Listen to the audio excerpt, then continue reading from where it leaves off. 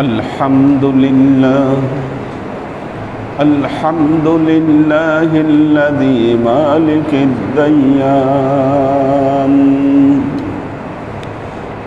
الرحمن الرحيم وهو الغفور الودود الذي أباد عادا وأهلك ثمود ودمر أصحاب الفيل ومزق نمرود وزينت الأجود بأشرف الموجود النبي العربي التي شرفه الله بالآباء والجدود وبعثه للشيوخ وللكحول وللطفول ورحمة للعالمين فنشهد أن لا إله إلا الله وحده لا شريك له ونشهد أن سيدنا وسندنا ونبينا محمدا صلى الله عليه وسلم فصلى الله تعالى عليه وعلى آله وأزواجه وذريته وأهل بيته وأحبابه وأصحابه الأجمعين إلى يوم القيامة. أما بعد عباد الله توبوا إلى الله وادخلوا في السلم كافة ولا تتبعوا خطوات الشيطان إنه لكم عدو مبين ولتنظر نفس ما قدمت لغد واتقوا الله إن الله خبير بما تعملون.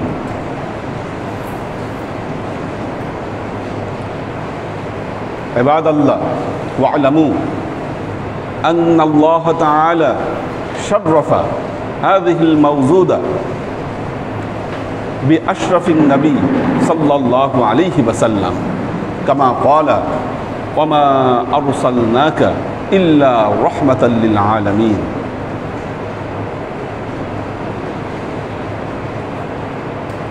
وقال تعالى لقد جاءكم من الله نور وكتاب مبين.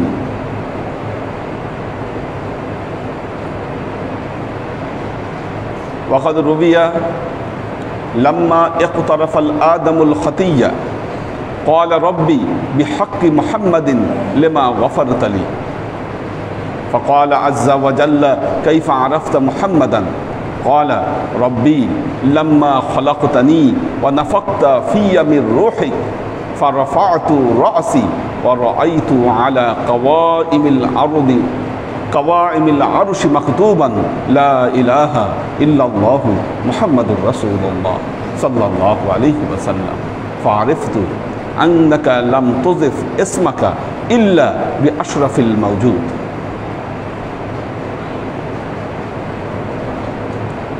وقال رسول الله صلى الله عليه وسلم كنت نبيا وآدم بين الروح والجسد. وقال تعالى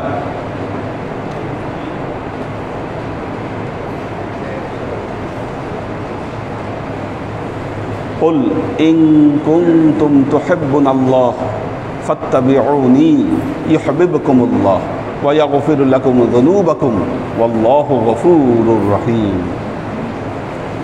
উপস্থিত আল্লাহর আশিক ও সালেক বৃন্দ, সর্ববিধ উত্তম প্রশস্তি জ্ঞাপন করছি সে আল্লাহ পাকের নিমিত্তে যিনি এই পৃথিবীর সর্বশ্রেষ্ঠ পয়গম্বর মুহাম্মদ মুস্তাফা সাল্লাল্লাহু আলাইহি ওয়াসাল্লামের উম্মত হবার তৌফিক আমাদেরকে দান করেছেন।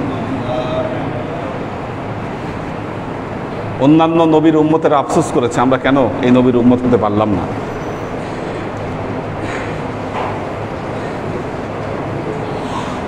হযরত আবি হুরায়রা রাদিয়াল্লাহু তাআলা আনহুর বর্ণনায় পাওয়া যায়, হযরত মুসা আলাইহিস সালাম একদিন তাওরাতের পৃষ্ঠা উল্টাচ্ছেন।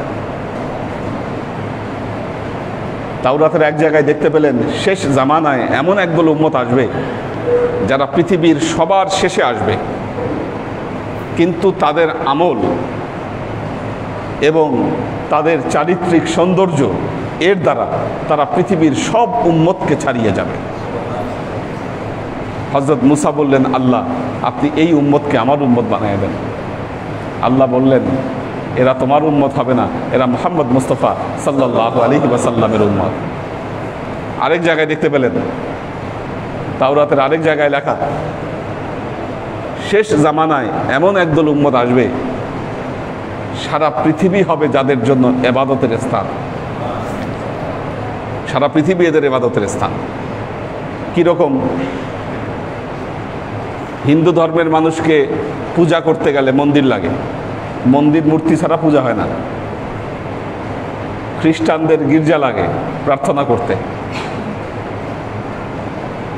ইহুদিদের সিনেগগ লাগে, বৌদ্ধদের মঠ লাগে।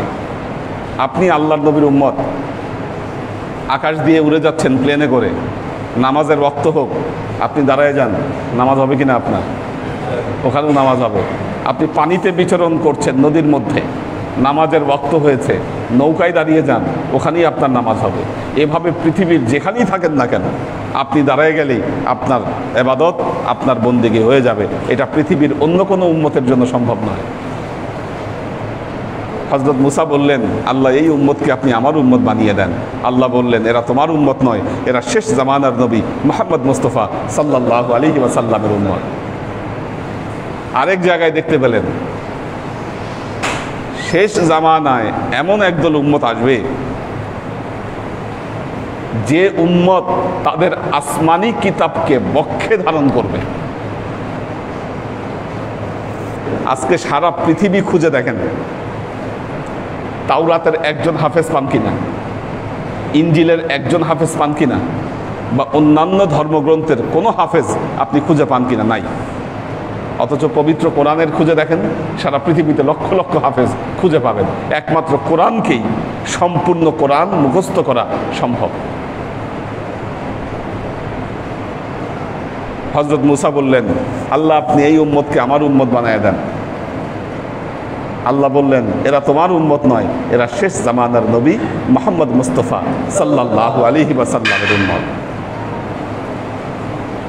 এইভাবে যখন আরো অনেক কিছু হযরত মুসা আলাইহিস সালাম দেখতে পেলেন, এখন বললেন, আল্লাহ সব ফজিলত মর্যাদা যদি শেষ জামানার নবী মুহাম্মদ মুস্তাফা সাল্লাল্লাহু আলাইহি ওয়াসাল্লামের হয়ে থাকে, আপনি আমাকে নবী না বানিয়ে আমাকে এই নবীর উম্মত বানিয়ে দেন। আল্লাহ বললেন, ইয়া মুসা ইন্নী ইসতাফাইতুকা লির-রিসালা, হে মুসা আমি তোমাকে রিসালাতের জন্য নির্বাচিত করেছি, তুমি রিসালাত গ্রহণ করো এবং সন্তুষ্ট থাকো।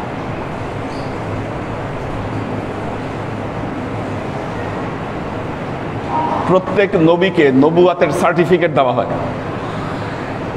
নবুয়াতের সার্টিফিকেট আছে, তিনি যে নবী। নবুয়াতের সার্টিফিকেটকে বলা হয় মুআজিজা, মুআজিজা বলা হয়। প্রত্যেক নবীর একটা বা দুইটা করে মুআজিজা ছিল। আপনারা জানেন, হযরত দাউদ আলাইহিস সালামের সুন্দর কণ্ঠস্বর ছিল, লোহা ধরলে মোমের মতো গলে যেত। ওয়া আলান্নাল হাদিদ আলি দাউদ। হযরত সুলাইমান আলাইহিস সালামের বিরাট রাজত্ব ছিল। হযরত মুসা আলাইহিস সালামকে লাঠি দিয়েছিলেন, নীল নদকে দ্বিখণ্ডিত করে ফেলেছিলেন। হযরত ইউসুফ আলাইহিস সালামকে সৌন্দর্য দিয়েছিলেন। হযরত ঈসা আলাইহিস সালামকে, মৃত মানুষকে তিনি জিন্দা করতে পারতেন। এইভাবে এক এক নবীকে এক এক রকম মুআজিজা দেওয়া হয়েছিল। আমাদের নবী মুহাম্মদ মুস্তাফা সাল্লাল্লাহু আলাইহি ওয়াসাল্লামকে পূর্ববর্তী যত নবীকে যত মুআজিজা দেওয়া হয়েছিল, আমাদের নবী মুহাম্মদ মুস্তাফা সাল্লাল্লাহু আলাইহি ওয়াসাল্লামের উপর সমস্ত মুআজিজা একত্রিত করে দেওয়া হয়েছিল। আল্লামা জালালউদ্দিন সৈয়দী রহমাতুল্লাহ আলাইহি তিনি আল্লাহর নবীর ৩৫০০ মুআজিজার কথা উল্লেখ করেছেন। নবীর ৩৫০০ মুআজিজা ছিল। এরপর নবী যখন ইন্তেকাল করেছেন মুআজিজা হারিয়ে গিয়েছে, নাই। হযরত মুসা আলাইহিস সালামের লাঠিও নাই, সুলাইমান আলাইহিস সালামের আংটিও নাই, জামালে ইউসুফ নাই, এগুলো কোনোটাই নাই, পৃথিবী থেকে সব হারিয়ে গেছে। কিন্তু আমাদের নবীকে যত মুআজিজা দেওয়া হয়েছিল তার মধ্যে সর্বোত্তম মুআজিজা ছিল পবিত্র আল কোরআন, যেটা নবী চলে যাওয়ার পর এখনো আমাদের কাছে অক্ষত আছে, যেটা হলো নবীর জিন্দা মুআজিজা আল কোরআন। আল্লাহ তার পবিত্র কালামে কি বলেছেন? বাল হুয়া কুরআনুম মাজিদ ফি লাওহিম মাহফুজ। এই কোরআনে মাজিদকে আমি লাউহে মাহফুজে আমি স্থান দিয়েছি, লাউহে মাহফুজে আমি স্থান দিয়েছি। এবং আল্লাহ আরো বলেছেন ইন্না নাহনু নাযালনা যিকরা ওয়া ইন্না লাহু লাহাফিজুন। আমি কোরআনকে নাজিল করেছি, কোরআনকে হেফাজতের দায়িত্ব আমি আল্লাহ। এখন বলেন, কোনো কিছু করে এই কোরআনের অপমান করা সম্ভব? বরং যারা অপমানের চেষ্টা করবে তারা নিজেরাই ধ্বংসপ্রাপ্ত হবে। আপনারা জানেন যে বাংলাদেশে রিসেন্টলি একটা ঘটনা ঘটেছে, দেবতার পায়ের নিচে কোরআন শরীফ রেখে দিয়েছে। এটা তো নিশ্চিত একটা ষড়যন্ত্র যারা করেছে, যারা করেছে। কারণ দেবতার পায়ের নিচে কোরআন শরীফ লেখে লাভটাকেই বলেন আপনি। কিন্তু হিন্দু ধর্মের কোনো কিতাবে লেখা আছে যে এটার কোনো সওয়াব আছে? কে করলো এই কাজটা? যে চেয়েছে যে মারামারি লাগুক, মারামারি করুক। দেখেন, এমন একটা ঘটনা ঘটেছে, এর প্রতিবাদ আমরা করব, তবে হ্যাঁ, প্রতিবাদের নিয়ম আছে, সিস্টেম আছে, প্রতিবাদের সিস্টেম আছে। হযরত মুসা আলাইহিস সালামের যুগে যেটা নিয়ম ছিল, হাত কেটে ফেললে হাত কেটে দাও, কি কান কেটে ফেললে কান কেটে দাও, এটা হযরত মুসা আলাইহিস সালামের শরীয়তের নিয়ম।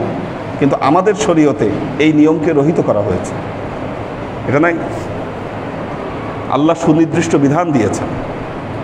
এখন একজন খ্রিস্টান লোক যদি আপনার নবীকে গালি দেয়, নাউজুবিল্লাহ, তারা তো আমার নবীকে মানে না, শেষ নবীকে, বা একজন ইহুদি যদি আমার নবীকে গালি দেয়, আপনি কি হযরত ঈসাকে নিয়ে পাল্টা গালি দিতে পারবেন?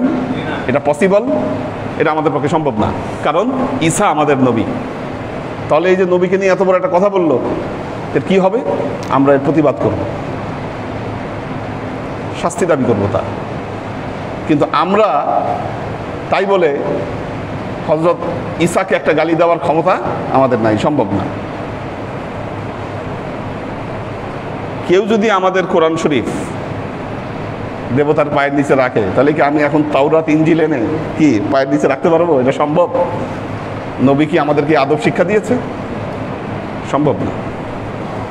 যারা এরকম চেষ্টা করবে তারা ধ্বংসপ্রাপ্ত হবে, এটা নিশ্চিত। আল্লাহর গজব তাদের উপরে আসবে,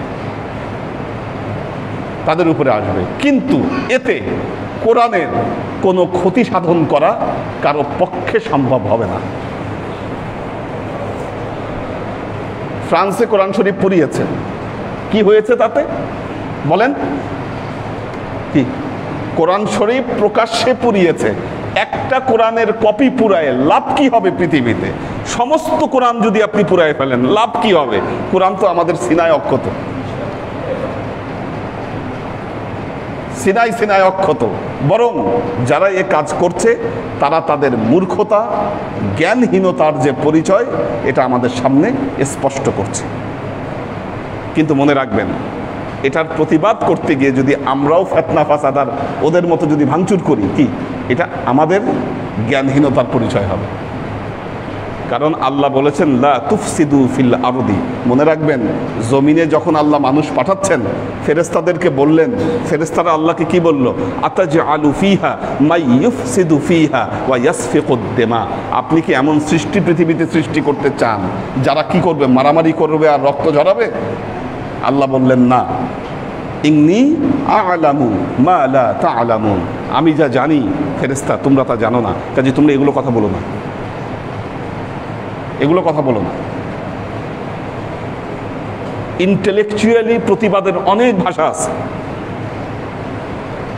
আপনি যৌক্তিক বিষয়গুলো তুলে ধরেন। কাজী আল্লাহর আশেক ও সালেক বৃন্দ, এটা রবিউল আউয়াল মাস, আমাদের নবী পৃথিবীর সর্বশ্রেষ্ঠ নবী। চাই একজন মানুষ যত কটু কথা বলুক না কেন নবীর, কি নবীর সম্মানের কোনো ক্ষতি করতে পারবে তোর এই 2-4টা কথা বলার? কি বাংলাদেশে আজকে একটা শ্রেণী আছে, দেখবেন 2 দিন পর পর ফেসবুকে নবীর নামে উল্টাপাল্টা কথাবার্তা লেখে। আপনি ইউটিউব দেখেন, ইউটিউবেও আছে বিভিন্ন বক্তব্য বলছে নবীর নামে। এটা বলে মুসলমানদের সিনায় কি নবীর মহব্বত 1 ফোঁটা কমাতে পারছে? জীবনে পারবে কাল কিয়ামত পর্যন্ত? তাহলে তারা যে এই অপচেষ্টা করছে, এরা যে মূর্খ, এরা যে ষড়যন্ত্রকারী, এটা পৃথিবীর বুকে প্রমাণ হয়ে যাচ্ছে এগুলো, যে নবীর উপরে কত জেলাস তাদের। আজকে পৃথিবীতে কোনো মুসলমান বলেন, কোনো মুসলমান, কোনো ইসলামী বক্তা কোনো নবীর নামে কোনো কটু কথা বলেছে? তাহলে তোমরা এত উঠে পড়ে লাগছো কেন?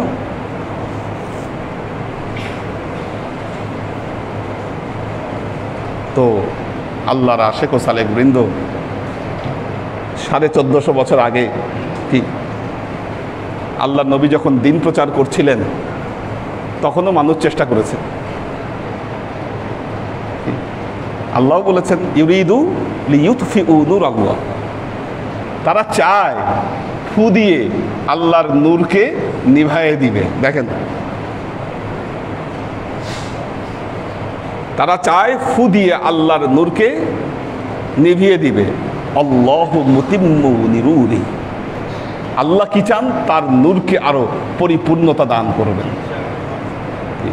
আল্লাহ চান এই নূরকে আরো পরিপূর্ণতা দান করবেন। কাজেই এই সমস্ত কার্যকলাপ করে না আমাদের কোরআনকে অপমান করা যাবে, না আমাদের নূরকে নিভাইয়ে দেওয়া যাবে। পৃথিবীর বিভিন্ন দেশে বিভিন্ন সময় কোরআন নিষিদ্ধ করে।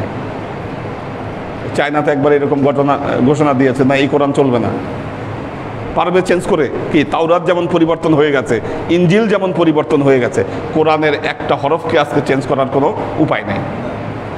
আজকে যদি আমাদের ছাপা কোরআনের মধ্যে ভুল ধরা পড়ে, আমরা সেটা কারেকশন করে দিই কলম দিয়ে। কারণ কি? কারণ আল্লাহ ওই এলেমটা মানুষের মধ্যে দিয়ে দিয়েছেন। এখন কোনো উপায় নাই, এটাকে বিকৃত করার কোনো উপায় নাই, এটাকে পরিবর্তন করার কোনো উপায় নাই, কিন্তু অপচেষ্টা চলছে। দেখবেন হঠাৎ হঠাৎ মানুষ এতদিন দেখেছে হাদিসের রেফারেন্স দেয়, ওই দিন দেখলাম ফেসবুকে একজন রেফারেন্স দিয়েছে সূরা ইউসুফের আয়াত, সেজদা করো এবং কাঁদো, সেজদা করো এবং কাঁদো। আল্লাহ বলতেছে ওয়াসজুদ ওয়াক্তারিব আছে, ওয়াসজুদ ওয়াবকি নাই। আমি আবার সেখানে কমেন্টে বললাম যে এই আয়াত সূরা ইউসুফ কেন? পবিত্র পুরা কোরআনে এই আয়াত নাই, অথচ কোরআনের নামে রেফারেন্স দিয়ে দিচ্ছে। দেখবেন এরকম বহুত কথা হাদিসের নামে রেফারেন্স দিয়ে দেয়, আদৌ সেটা হাদিস নয়। লাভ কি? লাভ নাই। মুসলমানদেরকে বিভ্রান্ত করতে পারবেন না। যতদিন নবীর মহব্বত আমাদের অন্তরে আছে, এটা সম্ভব নয়। আল্লাহর আশেক ও সালেক বৃন্দ, তো 1,24,000 পয়গম্বরকে যত মোজেজা দেওয়া হয়েছে, সমস্ত মোজেজা আমাদের নবীর ভেতরে একত্রিত করা হয়েছে। হযরত দাউদের কণ্ঠস্বর, হযরত দাউদের কণ্ঠস্বর, দাউদ আলাইহিস সালামের কণ্ঠস্বর শোনার জন্য আকাশের পাখিরা নেমে আসতো, মাছ চলে আসতো কিনারায়। কি আমার নবীর কোরআন শোনার জন্য কি জিনরা পর্যন্ত ছুটে আসতো। কি হ্যাঁ, কুল উহিয়া ইলাইয়া আন্নাহু ইসতামাআ নাফারুন মিনাল জিন্নি ফাকালু ইন্না সামি'না কুরআনান আজাবা। আল্লাহ নবী কোরআন তেলাওয়াত করছিলেন মসজিদে জিন, দেখবেন ওই ইয়ার পাশেই, মক্কার পাশেই আছে, আপনারা দেখেছেন ওই মসজিদ।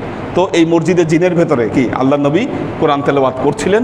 এই কোরআন তেলাওয়াত শুনে জিনরা সব ছুটে আসলো এবং বলল, ইন্না সামিআনা কুরআনান আজাবা, এক আজব কোরআন শুনলাম। লক্ষ লক্ষ বছর, আমরা হাজার হাজার বছর বেঁচেছি, তাওরাত শুনেছি, ইনজিল শুনেছি, কোরআনের মতো এমন আজব কোরআন তো কখনো শুনি নাই। আমান্না বিহি, আল্লাহ নবীর উপর ঈমান আনলেন তারা।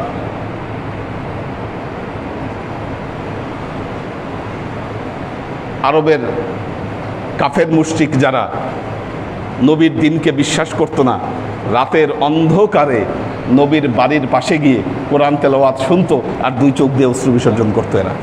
আর দিনে বেলা হলে নবীর বিরুদ্ধে কথা বলতো।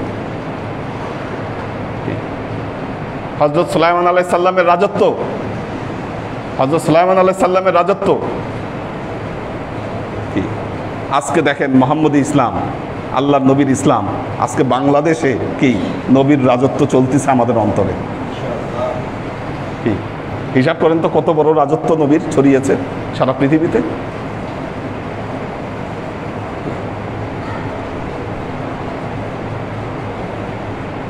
হযরত মূসা আলাইহিস সালাম লাঠি দিয়ে নীল নদকে দ্বিখণ্ডিত করেছেন, আর আমার নবী কি করছেন? আঙ্গুলের ইশারা দিয়ে চাঁদ দ্বিখণ্ডিত করে দিয়েছেন। শাক্কাল কমার। জামালে ইউসুফ আলাইহিস সালামের সৌন্দর্য মা আয়েশা বলছেন যে মিশরের যে নারীরা ইউসুফকে দেখে তাদের হাত কেটে ফেলেছিল, আল্লাহর শপথ করে বলছি, তারা যদি আমাদের নবী মুহাম্মদ মুস্তাফা সাল্লাল্লাহু আলাইহি ওয়াসাল্লামকে দেখতো, তারা তাদের কলিজা কেটে ফেলত।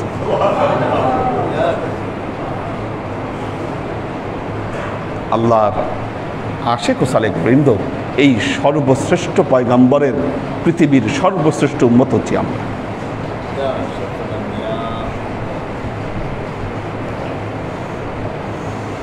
আল্লাহ তার কালামে পাকে বলছেন, কুনতুম খায়রা উম্মাতিন উখরিজাত লিন-নাস তা'মুরুনা বিল মা'রুফ ওয়া তানহাউনা 'আনিল মুনকার ওয়া তু'মিনুনা বিল্লাহ। আল্লাহ বলছেন, কুনতুম খায়রা উম্মাতিন, এই পৃথিবীর সর্বশ্রেষ্ঠ উম্মত হচ্ছে তোমরা। বিরাট লায়াবিলিটি, একটু চিন্তা করে দেখেন। পৃথিবীর সর্বশ্রেষ্ঠ উম্মত হচ্ছে তোমরা, কোরআনের ঘোষণা। কাজেই আমি একজন মুসলমান, আমাকে বুঝতে হবে আমি পৃথিবীর সকল উম্মতের উপর সর্বশ্রেষ্ঠ। উখরিজাত লিন-নাস, পুরো মানবতার কল্যাণে তোমাদেরকে সৃষ্টি করা হয়েছে। কাজেই তোমাদের কাজ হচ্ছে তা'মুরুনা বিল মা'রুফ ওয়া তানহাউনা 'আনিল মুনকার, তোমরা মানুষকে সৎ কাজের আদেশ দিবে এবং অসৎ কাজ থেকে মানুষকে নিষেধ করবে। ওয়া তু'মিনুনা বিল্লাহ, আল্লাহর উপর পরিপূর্ণভাবে তোমরা ঈমান আনবে।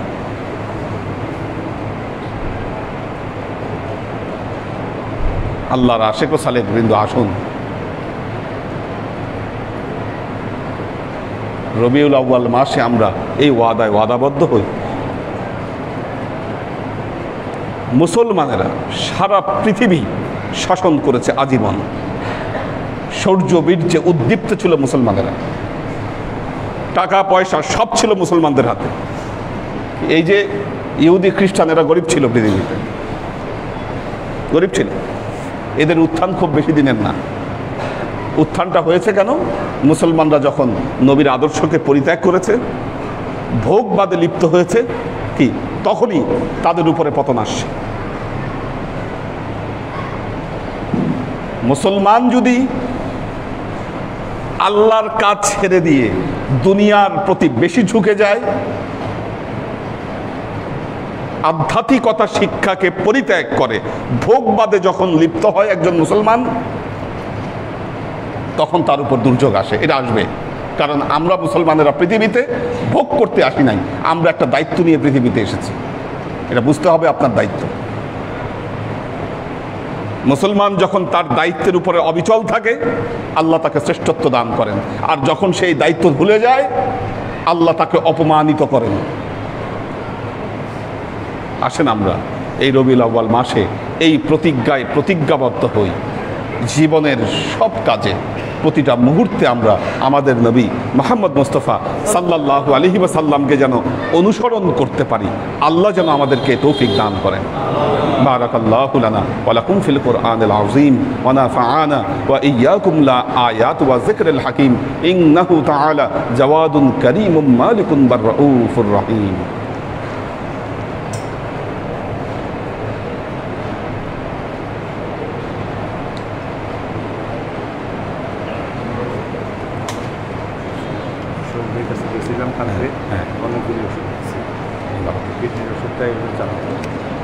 দেখেন আল্লাহ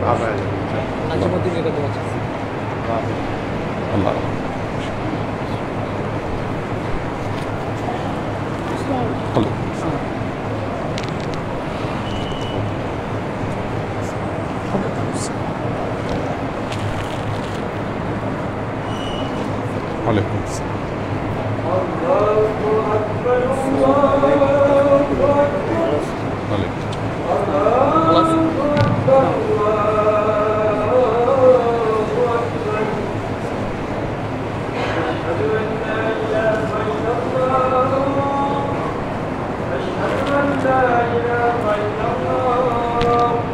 মাছটা পেল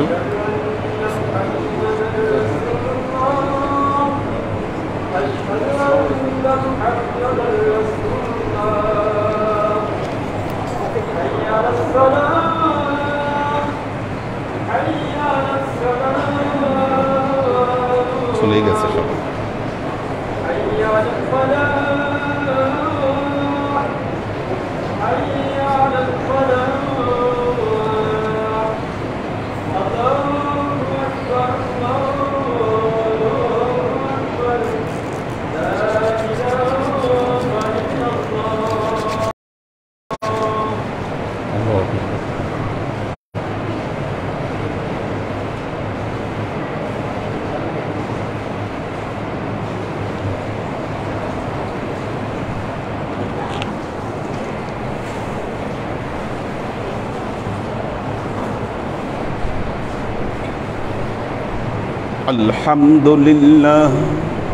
الحمد لله الذي الولي الوفي المعبود الرحمن الرحيم وهو الغفور الودود الذي أباد عادا وأهلك ثمود ودمر أصحاب الفيل ومزق نمرود وزينت الوجود بأشرف الموجود النبي العربي التي شرفه الله بالآباء والجدود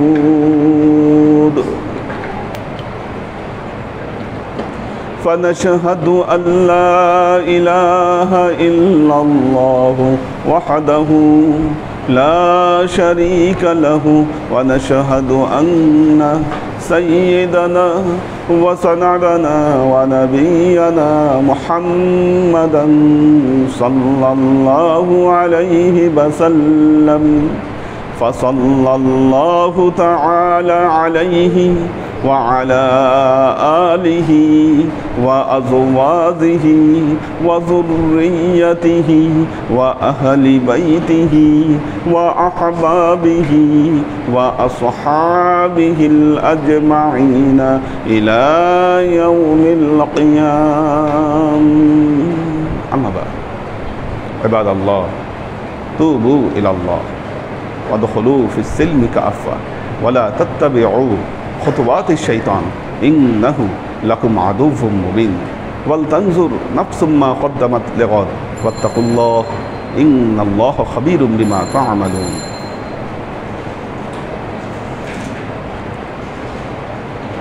عباد الله واعلموا أن الله تعالى شرف هذه الدنيا بأشرف الموجود وهو النبي العربي الذي بعثه الله رحمة للعالمين. عباد الله فاتعظوا بنصيحتي كما أخبركم الآن بخطبتي. بارك الله لنا ولكم في القرآن العظيم ونفعنا وإياكم لآيات والذكر الحكيم إنه تعالى جواد كريم مالك بالرؤوف الرحيم.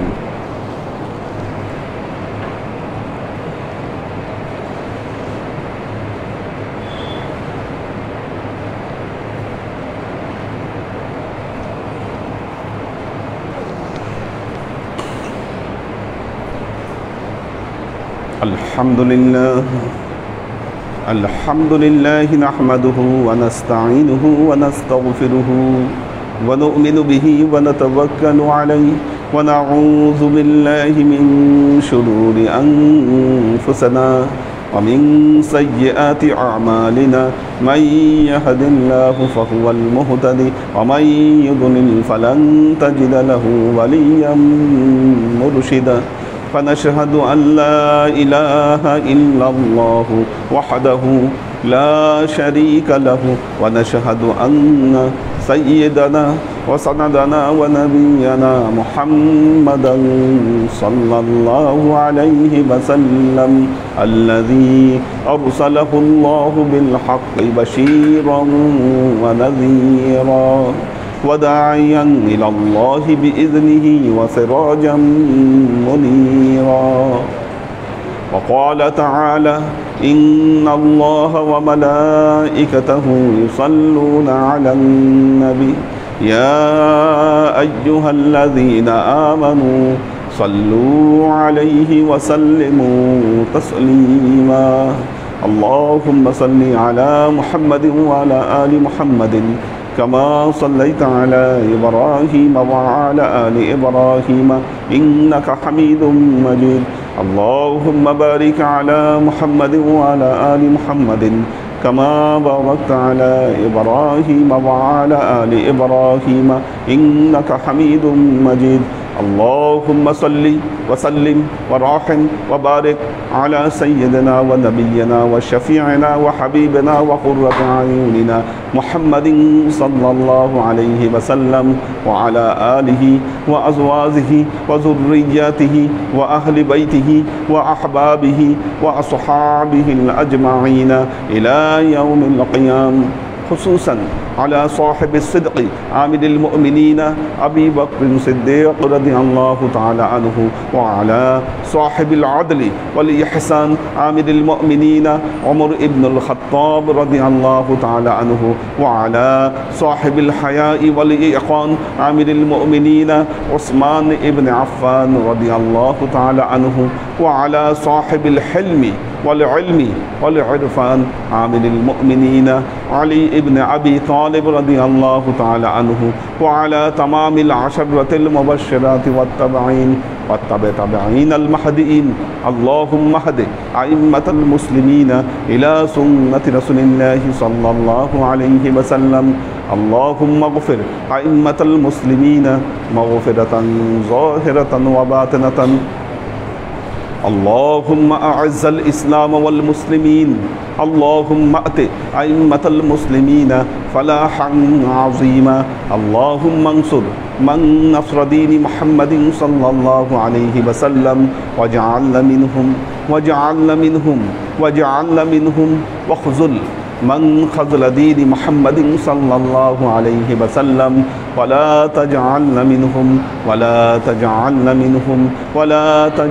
منهم. تعدلوا عباد الله رحمكم الله.